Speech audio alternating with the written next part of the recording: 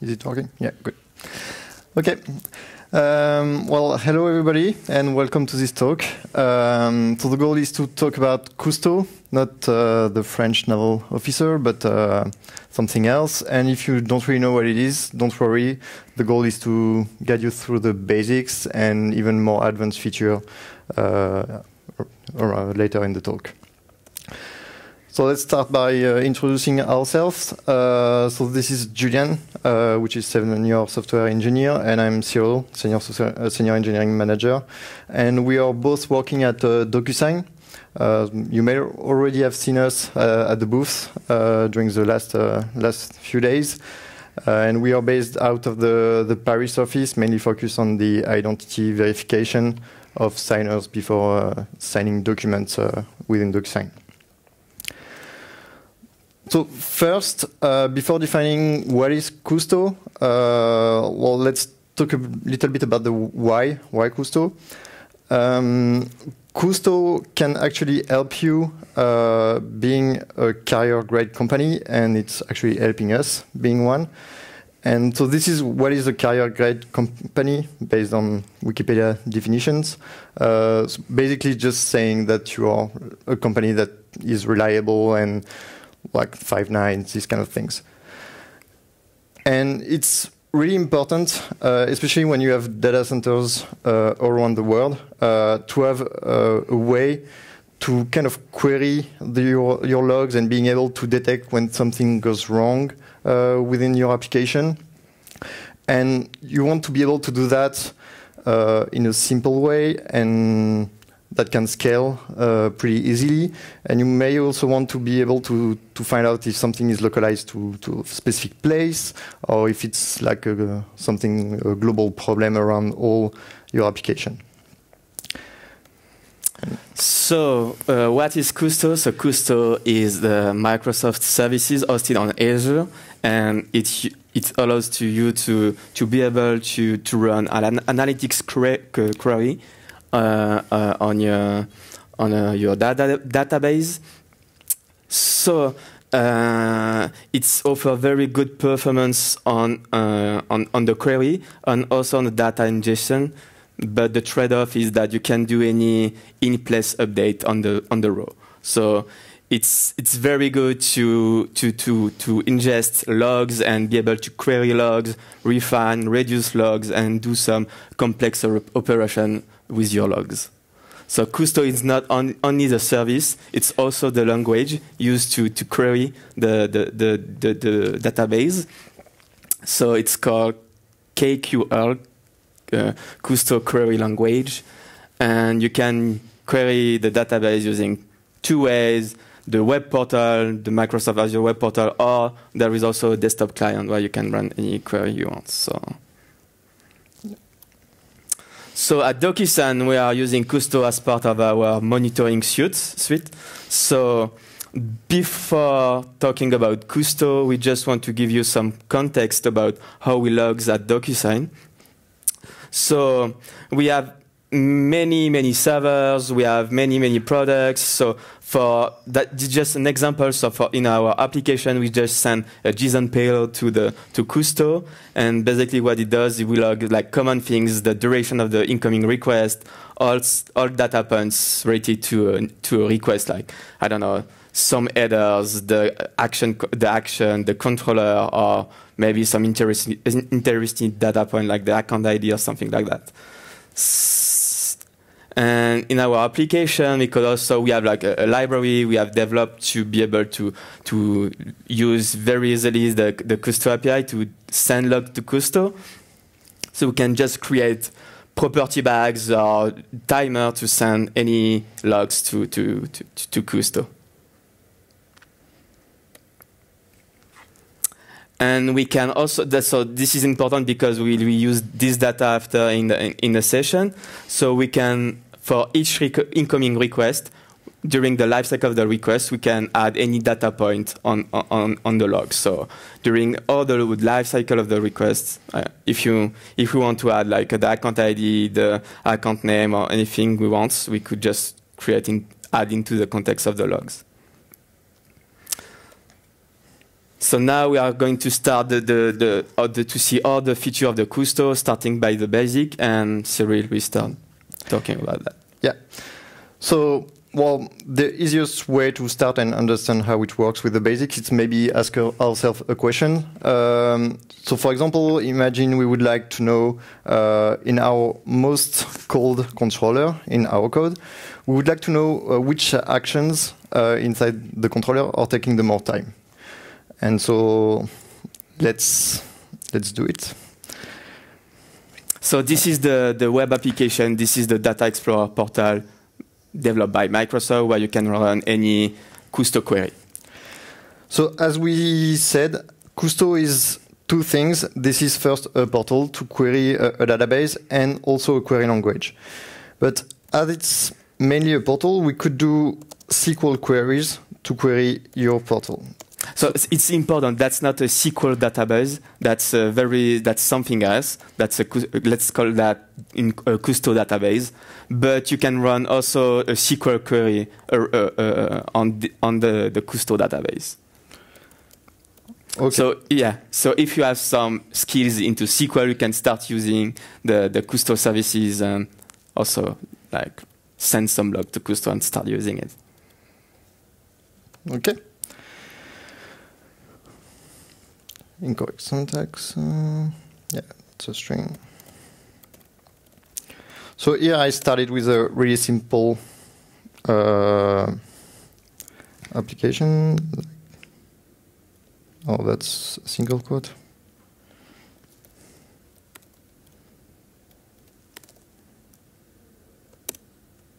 Okay. So I started with a SQL query that may look familiar to you. So here you can see all the results that we get. So I stop at 10 just to not have too much data. And if I click on one row, I can see all the details around what has been pushed into this event as we've seen before. This is basically the JSON that has been pushed to the log data store. Yeah, so something I didn't mention is you can have constraint colon and also like semi-structure payload. So we can have like the event type colon is a string and the data colon is just a JSON payload. So basically what we do at DocuSign, we have some common column that like the event type, full name, the event names, the device, and we use the data because it's dynamic to add all the dynamic data inside the payload. And so as we have like too many columns right now, I will just filter by some of them that we are interested in. So the timestamp of the event, the device on which from which the event has been sent, and the data that is inside this event. And so yeah, I will have the detail, and I could go through all the data and going down into the JSON. So this was to show you that it's SQL. So you can query it by using SQL, but you can also query it using the Kusto language. And yeah, we are here just to learn Kusto. Yeah. So if you want to start from SQL, there is a nice command which is explain. And it will, well, translate your SQL query into Kusto, which is pretty nice to start. And that way, it gives you a basic query to start playing with.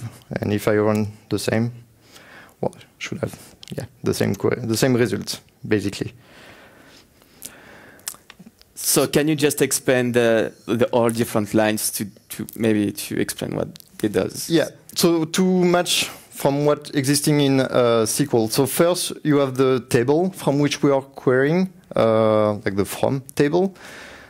Then the where clause. The project is the select. Sorry. The project is a select one. And take is the limit. I don't want to query all the database. From that, I will make some improvements because, well, first, we want it to run a bit faster, and well, regex matching is not really the fastest thing to do. So I know it's exactly REST API. I would not ask it to run something clever. And see, it's still taking a lot of time because, well, there is a lot of data inside. So what I will do, I will limit, actually I will stop. It's querying. Yeah, so the database is like we are ingesting 1.5 billion events per day. Yeah, so that's a lot. That's why the first things to do is to, well, limit your datasets from which you want to query. So I will start with an on date. So for example, I would want to take everything that is less than 30 minutes ago. I want a window period which is like 10 minutes. And so yeah, you can also, like, I would say, like in JavaScript, or it sounds to be a JavaScript, but you can create variables and use these variables around across your queries. You can create string in variables. We have all the basic data types, so string, timestamp, datetime, ints, float, and also dynamic, which is like a JSON. Yeah, so here I reduced the time, so it's way faster, and I can get all the events that happens during that time frame. Usually, well, if we want to respond to our answer that we have earlier, well, we want to know which controller are the most used during a certain amount of time. So let's say we will take a specific day to work with that. So I will take everything that happens before the end of day from let's say that time. So this is basic functions that are built into Kusto that you can query pretty easily. Let's take end of October, and I will start with 1 hour. We will go around the full day later. It will be easier to query every time. Okay, so here I have all the events limited to 10, but all the events that happen in the last hour of the day, end of October. No, you didn't use the filter on the timestamp. Oh yeah, that's right. I need to time. Yeah. So I will query the timestamp. So you can do any operation on the date, like to have a date time, and like he does, you have a variable window, which is 10, or no, 1 hour, 1 day, 1D. So 1D means 1 day, and he can do like end date minus 1 day, and we just calculate like the day before. Okay, so now that I've added the timestamp, it should work better. So let's check. Yes, timestamp seems good. We have something that happened pretty much at the end of the day, so that looks pretty good. Well, it's not ordered, so maybe I would like to order it as well. Order by timestamp. Okay, now I have something that happened like right at the end of the day. Now, what we may want to do, we have a lot of data and there is different things and they are not related to controllers, API controllers. And so we would like to filter and have something that has the key API controller inside the result. And to do so, well, we will add a new where clause where we will say we want something where data contains a specific key. And in that case, I want the API controller. So the keyword as is really to say I want something with this key in the JSON. We are not looking in everything. We are looking into the different keys that could be inside the JSON payload. Yeah, so we are not doing full text search inside a JSON payload, but we are looking for like just the full word. Yeah, and the goal of that is to be faster to get the data, because if I would search in the full text, it would take so long. And here, if I look at the data, so inside the JSON, there is a data point that will be called API controller, and it would be here. Here we have our API controller.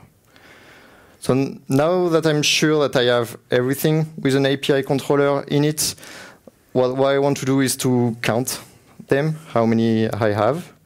So let's summarize the result to aggregate my results. And I would like to count the number of API controller and sort it by, so I will cast it into a toString, data point, API controller.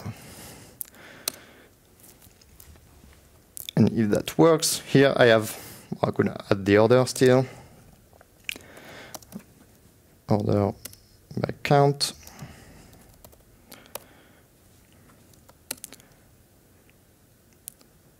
Okay, here I have our most used controller inside the application for the last hour of the 29th. That's pretty cool, but this is not exactly what we want. What we want is to get that, and we want to get the most used. Well, inside the controller, we want to get the action that took the more time.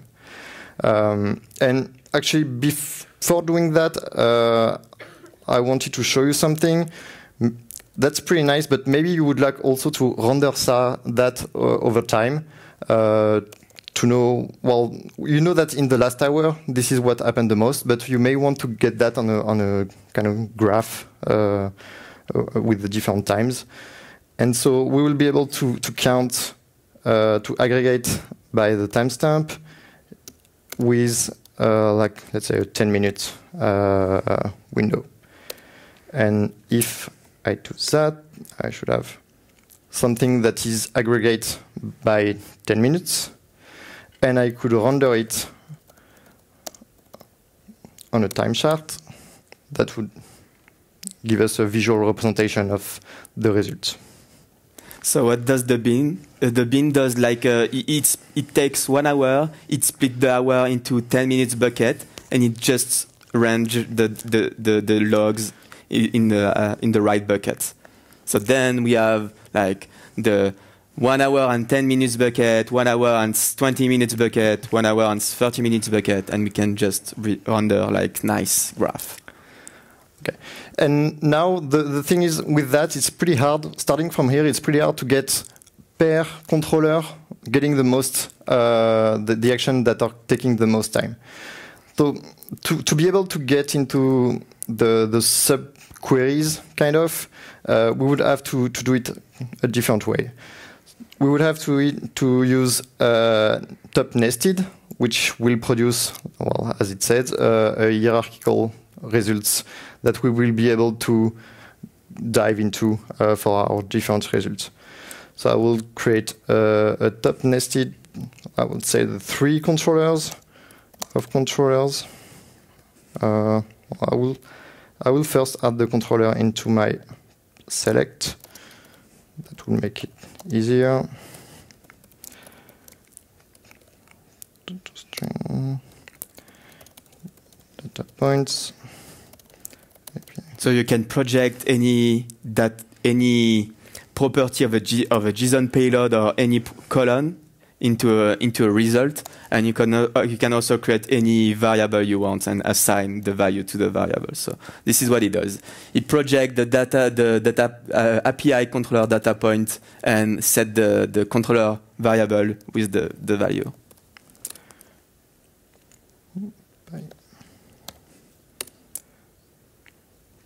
Could not pass. Oh, not used to this keyboard. Okay, so I got my 3 main controllers and I got the other ones that I'm not really interested in. And now I will be able to dive into the 3 controllers to get inside the 3 the 2 actions, so the 2 of actions. So I will add action also to my project. Actions. So same thing, I know that action is actually at the same place. It's just called API action.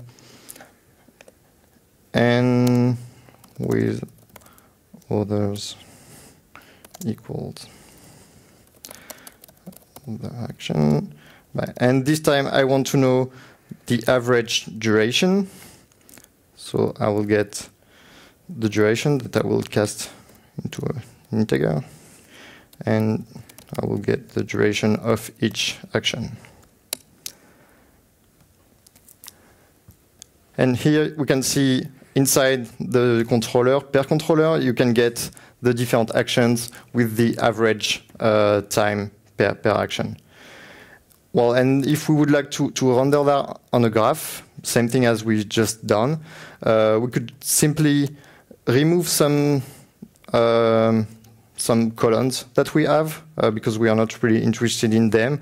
So we don't want the controller nor the aggregated controller. We just want the action and the aggregated action. Let's order it by aggregated actions, and we could render that into a bar chart. Okay, and here we are seeing the actions that are taking the most time inside our application per controller, so on the most used controller. So if we would like to optimize the code, this is maybe where we could spend time looking at it. So also the important thing is like on the current time window, one day we have like 1.5 billion events. And we are reducing the 1.5 billion events into like, I don't know, maybe 1,000 events, and then be able to render chart in less than 2 seconds also. Okay, so now maybe you can... So we just saw the basic things of Kusto, select projecting, filtering, and also rendering some charts. So now I would like to show you some more advanced feature. So I want to give you give you more context. So like 1.5 months ago, we were launching like a test campaign at DocuSign on a new product, and because we have lot of data center across the world, we have lot of servers, and when we have more and more workload, we are removing or adding some server, and we had like a lot of spikes on one server. And I try, okay, how I could detect that with Kusto? Okay, I could just I could ask to Kusto, hey, give me why it's failing, and it just give me the answer. That's what I wanted to do. So the first thing that I would like to show you is how we can reduce easily the data sets. So, for example, here we are the 24th of September, and I just filtering on the date. So I want to get all the data, I would say, between the 24th and 5 days before the 24th. So between the 19th and the 24th. And I'm filtering also on the environment. I want only the events on the demo environment. So if I just run that,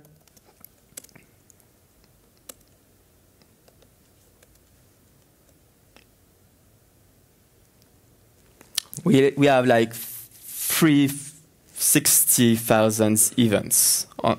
So now we want to filter. So on this event, we have some events that are like bad events because they contain some exception, and there are the cause of why we had some problems during the campaign.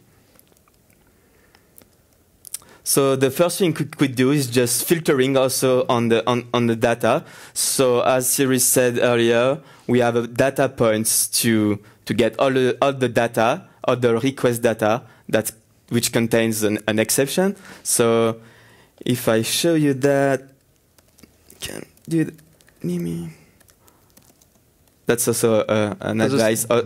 Always put a limit, because you don't know how many events how many results you will have. So, for example, here can show you we have like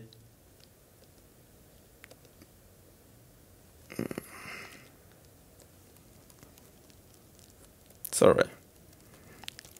So we have like events which contain the controller, the action, and also the exception name. So you can see that there is a lot of not supported exception and maybe some missing method exception also, but we have a lot of events. We have like almost 2,000 exception. So there is a nice feature built into Kusto that helps you to detect some pattern across your data set and summarize directly the result into few lines. So it's called basket. So if you just call this simple function, it will reduce your entire result. Evaluate pass. Oh, sorry. It will reduce the 2,000 lines into 8 lines. So what does it say? It says you have almost 1,000 events across your data set. It represents 55% of the exception, and this exception occurs on the device, blah, the controller, photo ID verification, and the action check result with the exception. But we can do better. So we have 8 lines. That's not a lot. That's better than before, but we could do better. There is also another function called autocluster, and it's built to detect failure across your data set. And it will just display and summarize all your results to say, okay, this is what's going wrong in your exception. So it says you have 2,000 exception. This exception, there are like 900 exception. It represents 55%. It's occur only on this specific device, and it's for this exception. And the other exception, it occurs 600 times on this specific device, and this is another exception. So you can see that how we could easily reduce our result into a simple keyword and understand why it doesn't work. And in this case, it was because we have some workload, we had a remove server, and one of the server we had to handle the workload was misconfigured. So now the other things I wanted to show you is how we could detect some anomalies or inside your results. Or we could detect some spikes or drops, and maybe create some alerts to be notified when something goes wrong.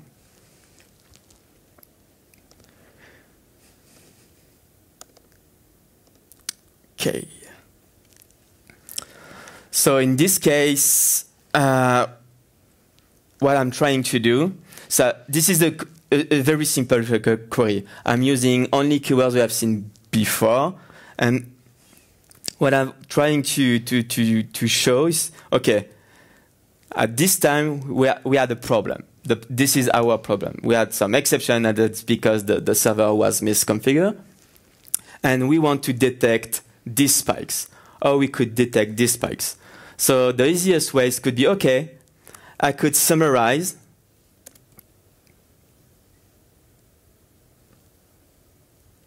take some time.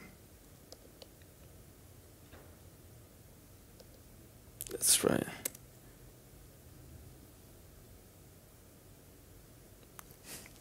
Okay.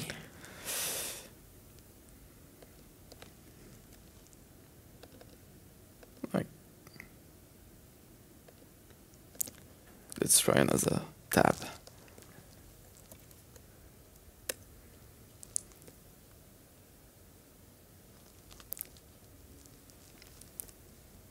Okay, so I could just summarize the result, count the exception that occurred during like time period. So here I'm filtering on so I'm just projecting all the data I need, and I count the number of exception I have in my data set by by 1 hour buckets. So my time window is between the 19th and the 24th. I create the 1 hour bucket during this period, and I just count for each bucket the number of exceptions I have. So in this case, the 24th of September at 8, we had like almost 1,000 exceptions, and the rest of the time is almost like normal behavior. 1 or 2 exceptions that can occur, but it's like any other application. So we could use that to create an alert and say, okay, if we have counts more than, I don't know, 10, just throw an alert. That's okay. And I guess that's what most of people do. But what could be nice is takes the day before, compare the data set, and say, okay, tell me the point that's wrong compared to the other day. And Kusto has some nice features to do that. It's called Surrey Decomposition, and you can just specify, okay, make a server. So I would just run the query; it would be easier to understand. So I would just create a Surrey. So let's take. So I'm just always projecting the column I need. So the timestamp, the environment, the exception name, and I would just want to count per bucket. So always it's a 5-minute bucket this time. And I want to just create a Surrey. So what MakeSurrey does, it just create an array. And instead of having a table, I just create 1 row per exception and create an array for the number of exception and the timestamp. So index 0 of timestamp is our first value and match the first index of the Y array. And I'm doing that because this is what the Surrey decompose function needs. So it needs an array. And I will just remove that because it doesn't make sense. Don't need this time.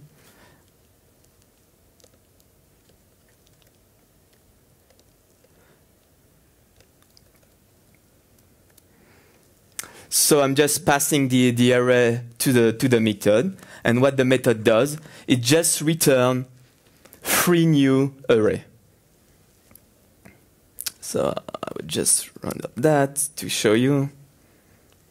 So the 3 new array is the flag, the score, and the baseline. So the Surrey decomposition will just take the word data set you want. It will compare based on the season we have defined. So I didn't show you, but it will try to detect automatically the season. So by default, it will use the one-day season. And it will just flag and score every point of your data set and to say if it's something wrong. Yes, something wrong, like a normal point or not, compared to the previous day. So if I render that,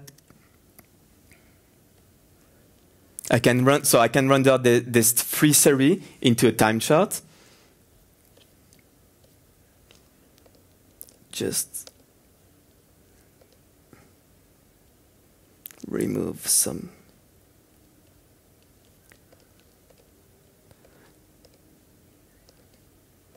So for example, this is the, for one exception, we have the score, the baseline, and the number of exception, and also the flag. So flag is 1 is a spike, or -1 is a drop. And something you didn't really mention is the multiplier. So the idea is, if we have a spike, to make it bigger, to make it easier to read, especially when we have a lot of data, it's way easier to see the spikes. As well, we can see it here.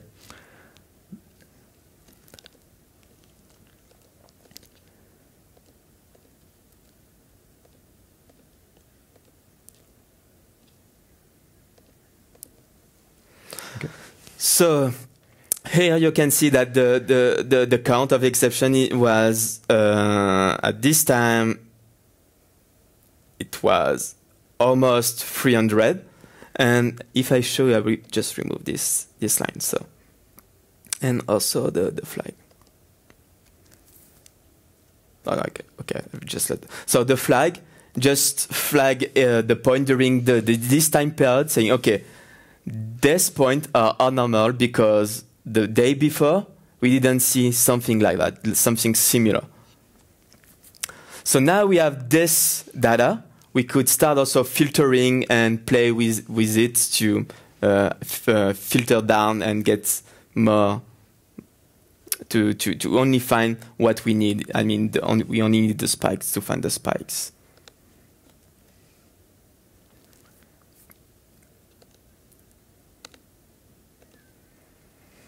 So here, after getting after doing executing the Surrey decomposition, we could also execute use the MVExpandQL. What the MVExpandQL, we just take an array and we just explode the array into a row. So it's just basically what it does is just move from an array to a table data. The reverse function of make series. Yeah, exactly. The reverse function of make series. Oh yeah, I can just show you the result.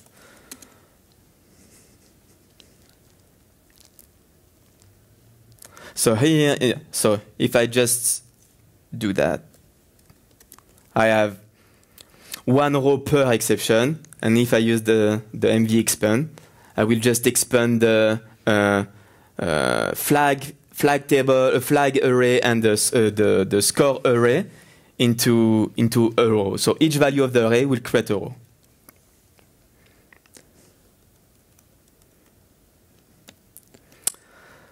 And now we have creating one row per value of the array. You can start also piping using the same query we used earlier. So we can pipe using the where, summarize, and to just collect the data we want. So here I'm saying, okay, on the 5-day period, I just want the last day. And we just also summarized the value we have on this to count only the time period where we have flagged the data points to be abnormal. So in this case, if I do that, I will be able to see, okay, for this time period, we have 0 or 1. 0 means we don't have any things. We have detected any things. But if I scroll down, should see. Here you have one. So here on this time period, so it was the 24th at 6:30 p.m., we have detected one spike.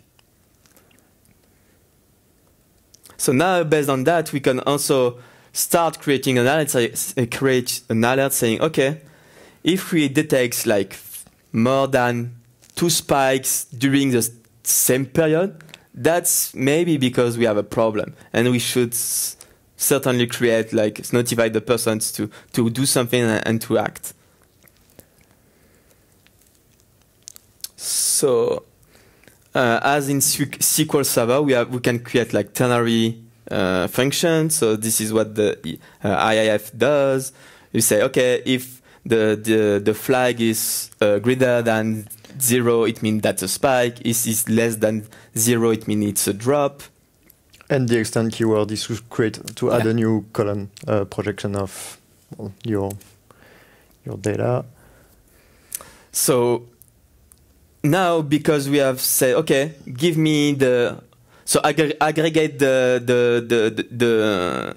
count, the spikes on a 30 minutes period, and you can also create an alert saying, okay, if we have more than 5 spikes during the 30 minutes period, that's because we have a problem.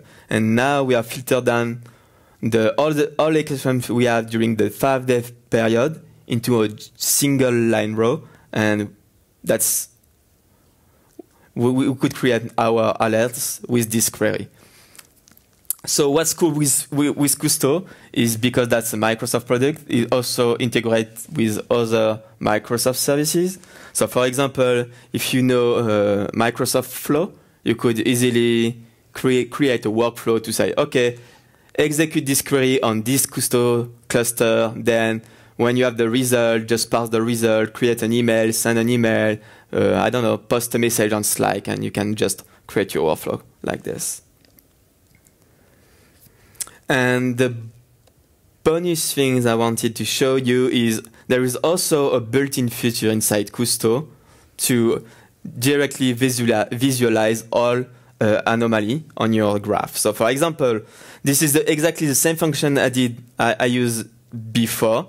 The only thing it's new is the render anomaly chart. So Surrey used the bar chart to just display the bar chart.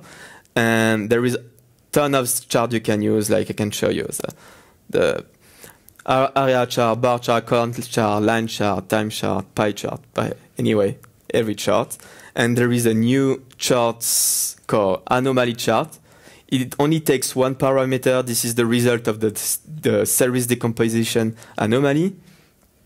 And if you use that and render this graph, it will just show on your graph all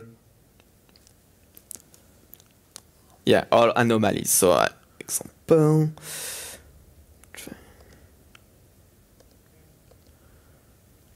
So, for example, on this exception, it would have just detected some spike, and he has tagged all the wrong points to say, okay, that's not normal because the day before we didn't get anything similar. I don't know if someone has ever used Kusto or already know Kusto or something similar. Yeah? So because also Kusto is integrated in a lot of products, and I think the most famous product is Application Insight in Microsoft. But now it's also a dedicated product where you can just use as a database. Okay, so maybe we could finish by some takeaways of the presentation. Let's go back to full screen. So some takeaways we wanted to give you about what you should do and you shouldn't do using Kusto.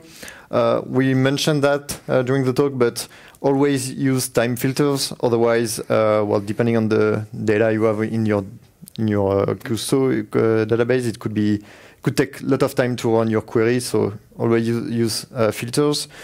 Also try to use as over contains. As we explained, contains will do full text search inside your data, so it could take a lot of time to run as well. There is the materialize keyword. We didn't really mention it already, but with Kusto you could also do join, as you can do in SQL. And materialize is to have kind of a cache of to cache the result and reuse the result of your query in your statement. I mean, you can just cache the result into a variable and reuse the variable somewhere else. So this is to get faster result on your queries. And finally, but this is also for SQL that could apply, but always use the table with the less row for the first table. And some don'ts that you shouldn't do as well. Well, don't query without limits. It's also for your browser. If you render Kusto in your browser, you could crash it because you get too many lines. So always put limits. That's better. Also for case insensitive comparison, we didn't really mention it. But that's something we forgot to mention. But most of the operator we have to manipulate the string also exists in a case insensitive operator. So, for example, we have the equals to just do a string comparison, and we also have the equal tilde, which is the same thing as the equal, but it's case insensitive. And we have the same thing for the contains, the as operator, and all the... And everything, yeah.